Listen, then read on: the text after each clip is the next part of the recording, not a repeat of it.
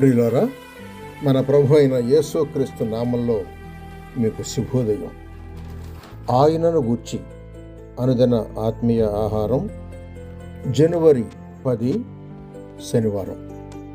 నేటి మన ధ్యాన లేఖనం మార్కు సువార్త 13వ అధ్యాయం 10వ వచనం. సకల జనములకు సువార్త ముందుగా ప్రకటింపబడవలెను. వ్యాఖ్యానాంశం ఇదే సువార్త. వ్యాఖ్యానాంశం ఇదే సువార్త. వ్యాఖ్యానం: క్రీస్తు రెండవ రాకడ నిదానమైందంటే ఇందుచేతనే నిదానమైంది. సువార్త చాలినంత మందికి ఇంకా చెప్పబడలేదు కనుక క్రీస్తును పంపక సువార్త ప్రచారం జరుగు నిమిత్తం దేవుడు వేచి ఉన్నాడు. అంతేకాదు, ఆ పని చేయవలసిన వారు పండుకొని గాఢ నిద్రపోయారు. ఇది కూడా దేవునికి చాలా ప్రయాసం. యుద్ధాలు జరుగుతున్నాయి. అబద్ధ ప్రవక్తలు క్రీస్తు పేరు చెప్పి ప్రవశిస్తున్నారు. క్షామములు, భూకంపములు కలుగుతున్నాయి. అయినను అంతం కాకున్నది.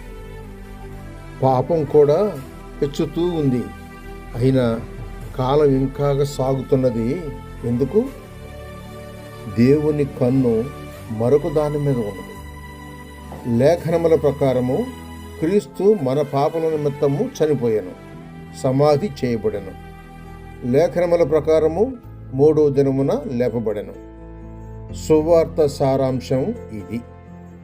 ఈ సువార్త అంతటను చాటింపు కావాలనే దేవుడు మిక్కిలి కోరుతూ ఉన్నాడు. ఆ చాటింపులో కూడా గొప్ప ఫలితం ఉంది.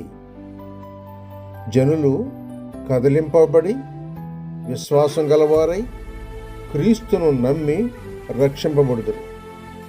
గొప్ప తీర్పులు పడకముందు ఇంకా కొందరు దారికి వచ్చి నా బిడ్డలవుతారని పరమతండ్రి అభిలాషతో ఉండి ఈ ప్రస్తుత కాలాన్ని పొడిగిస్తూ ఉన్నాడు.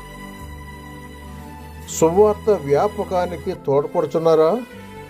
పడుకున్నారా? కోతకాలమందు పండుకొనిన వాడు సిగ్గు పొందుతాడు. జాగ్రత్త. వేసవి కాలమున కూర్చువాడు బుద్ధిగల కుమారుడు. కోతకాలముందు నిద్రించువాడు సిగ్గుపరచు కుమారుడు. సామెతల గ్రంథం 10వ అధ్యాయం 5వ వచనం చూడండి. సహోదరుడు సైలస్ ఫాక్స్. శుభములతో వందనాలు.